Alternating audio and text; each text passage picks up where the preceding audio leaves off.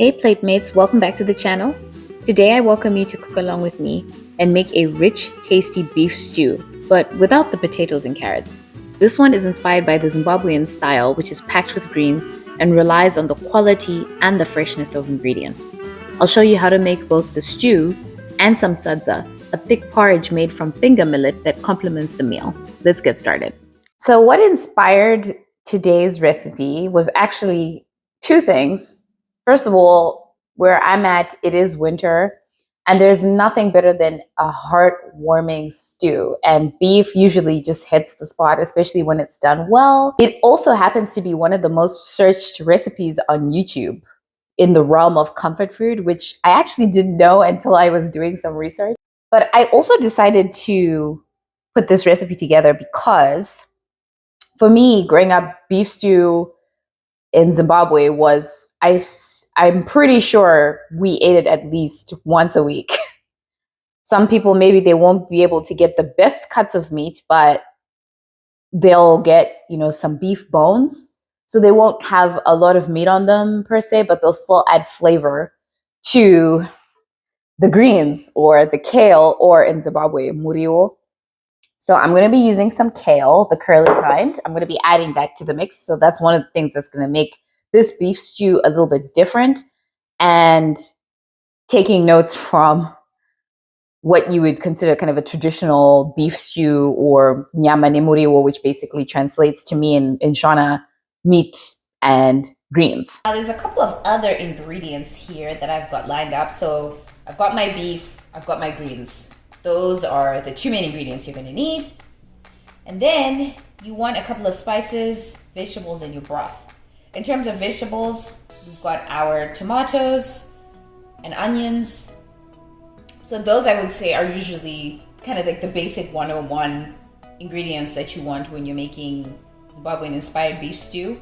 But because I've been cooking for so long, I can't stop there. I have to add other things that I think are necessary to really help elevate this.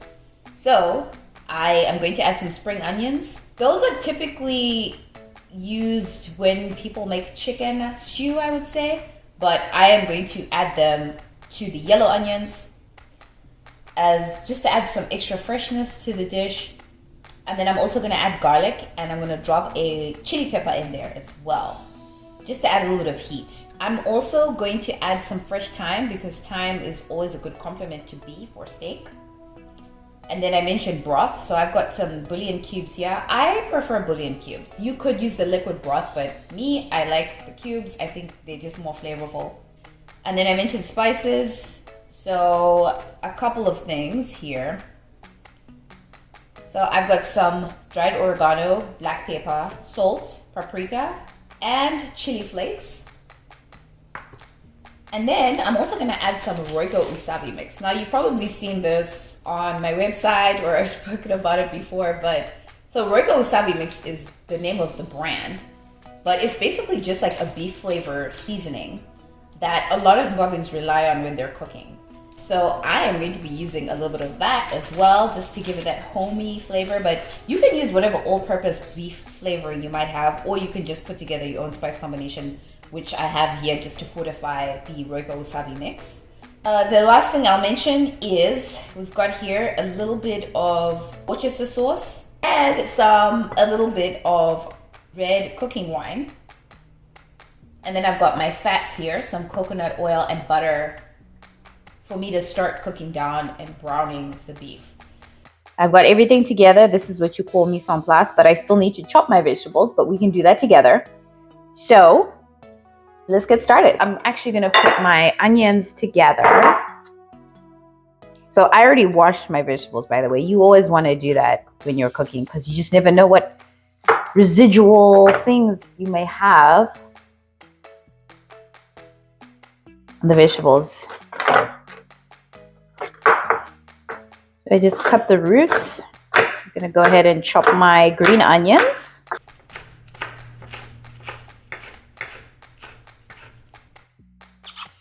I'm just going to chop my onions here. I usually score them. I guess that's how I was taught, but You can cut your onions however you want. Doesn't have to be perfect because it's gonna cook down anyway, but you know, we don't want massive chunks of onion, right? We're gonna chop our tomatoes now.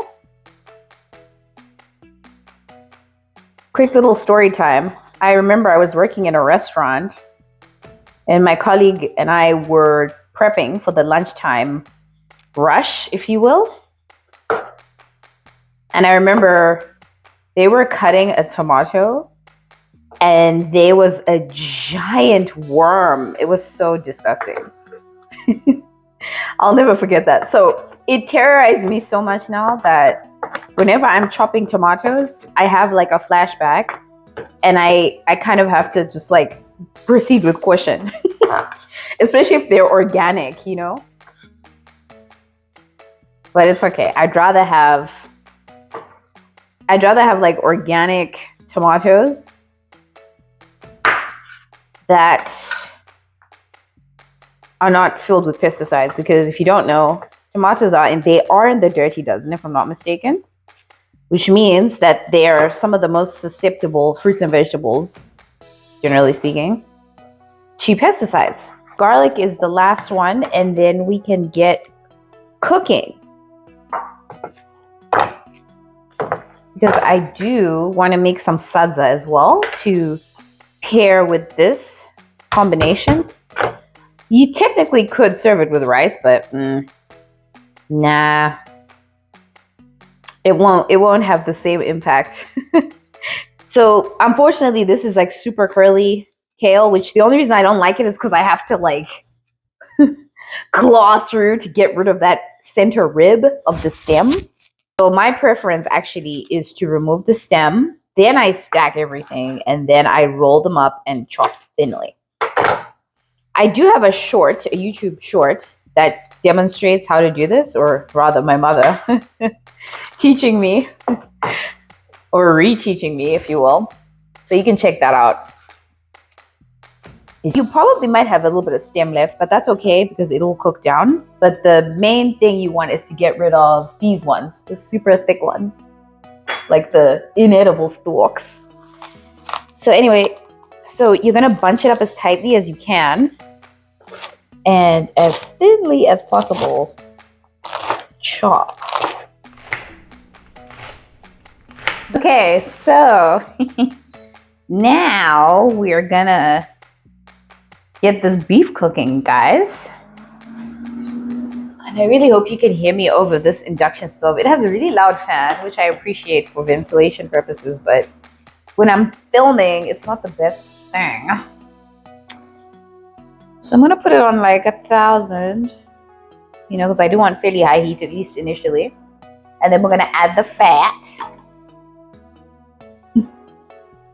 All right, I'm gonna add our beef, the star of the show. So let's go ahead and add it in there. Now we're gonna brown the beef, take it out temporarily, get the spices and veggies cooking on their own, minus the chili and the kale. We're gonna add those later, along with the liquids. And then we're gonna add everything back in and just leave it.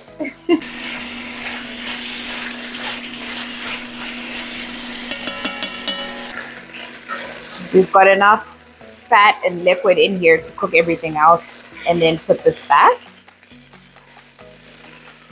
You can reduce the temperature a little bit here now, and go ahead and add your onions.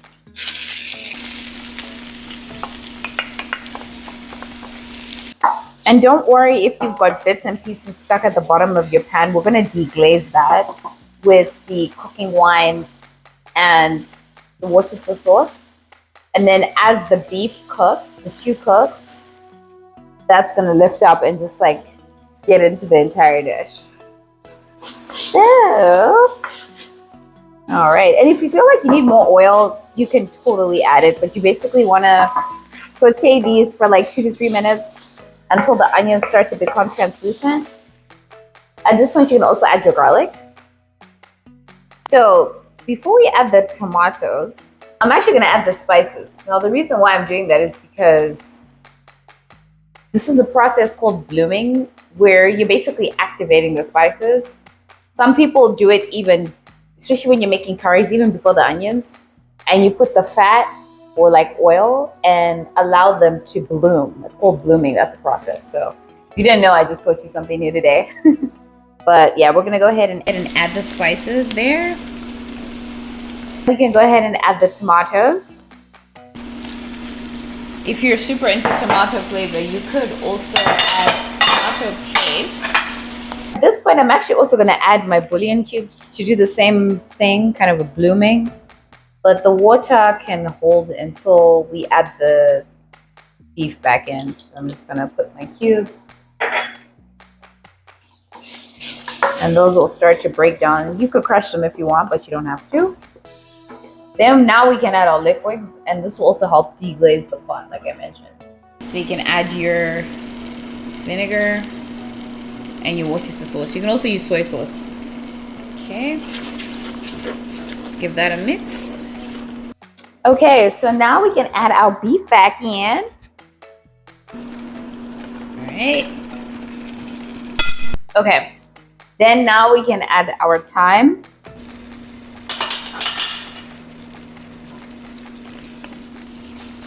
And then add our water. And then I'm going to add my chili pepper. And then bring this to a boil. And then at that point, reduce to simmer. So for my sadza, I'm actually going to be using this toasted rapoko, which is like a form of millet. I kind of wanted to go over something real quick since we're talking about sadza. So this is the arsenal that you need, okay? So this is called a mugwaku. Think of it like the sadza serving spoon. We're gonna call it that. And this is what you use when the porridge is now thick and set and you're scooping it out. And then I usually take an extra step. I guess I've seen it a lot in West African restaurants with fufu. And I place it in some cling foil and use that to shape it into like this round ball. That's what I do. That's also good, I think, for if you're gonna eat it the next day or something like that. But if you eat sadza, you know that it's always better to eat hot and ready. Don't wait. This is called a musika. So this is used to get rid of lumps as you're cooking the porridge, which will then become sadza. And you could also use a whisk. In some cases, you may have to just remove lumps that are just not working with you, but it is something that is good to have in case. And then last but not least, the mgoti. So this is what you use, just general mixing. And because it's wood, of course, you can soak it for a few minutes and it's not going to get clogged up with grain. And it's also what you use when you're kind of doing this beating motion to get the porridge to cooperate. So once your beef is tender to your satisfaction, you can add your greens and let the heat from the stew wilt the leaves. You can take out some of the liquid if you feel like it's too much, and then let that simmer and tend to your sadza. Now, at this point, you want to put about half a cup of the meal in a pan or a pot, and then add some cold water so that you can make a paste. Now, it doesn't have to be a thick paste. You can kind of get it to the consistency that you're seeing here on the screen. And then you add your hot water. I would do this gradually and then start to keep mixing consistently using the musika or a whisk. And you want to do that just to avoid the formation of lumps while thickening the porridge. Then you want it to start bubbling, and you're going to leave it like that for about 15 to 20 minutes. And that is called kukwata or quattering, if that's even a word. About halfway, you could just check and add some more hot water to thin it. But that just depends on your preference. I like my sadza a little bit more on the thinner side. And that's really great when you're reheating it as well the next day so that it doesn't turn into cold, hard stone. So you're just going to leave it there. And then after the time frame has passed, and it could be a little bit less, that's when you're going to add the rest of the meal or ground millet or whichever grain you're using. And then you're just going to keep adding it gradually and whisking and adding and whisking until it gets to the consistency that you prefer. Or if this is your first time, you want it to be kind of thick and doughy. And as you continue to do this, it's going to start to shape up and become almost a bit sticky. But again, this depends on the grain that you're using. Now you want to be a bit patient here, and you also don't want to overload it with your meal because you'll end up with really dry sadza. Then when it's at the consistency that you want, that's when you will almost start to do like an 8-figure fold and knead the sadza to get to the final stage. And this process is called kumona. So as you can see here, it's kind of a bit sticky, but it's also now kind of clinging to the mugoti. And that lets you know that it's just about ready. Now you're going to take a final few stirs and then cover it up on low with the lid on to let it breathe before serving. What I typically do when I'm plating is I take the mugwaku, usually dip it in some cold water just to prevent sticking, and place it on some cling film, which helps me to shape it into a bowl. Now, some people don't really care so much about presentation, so you don't have to do this. This is just an extra step I'm showing you in case you're interested in plating your sadza in a very kind of shapely way. There's obviously different ways to do this, better ways to do it. Like I mentioned earlier, this is something that I picked up at West African restaurants when it comes to fufu. That's usually made of cassava, so I would argue that it's a little bit different in terms of the handling. It's much more stickier. So it's another reason why I think they do this. But it's also a great option for people who are getting takeaway. You want to be very careful because it's going to be super hot, and you want to do it while it's still hot because it's a little bit easier to shape and handle despite the heat. And voila, there you go. Now you can go ahead and grab your beef stew. At this point, you probably would have seasoned to taste and it's good to go. Smelling delicious. You can add some soup as well because you want to use the sadza to soak all of that goodness up. And this is the final product. I hope you enjoyed this video. Let me know in the comments what you think. Have you ever tried sadza or pap or some of the other versions of it? How do you typically do your beef stew? Thanks so much for watching. Check out the recommended videos in the links, and I'll see you in the next one. Bye.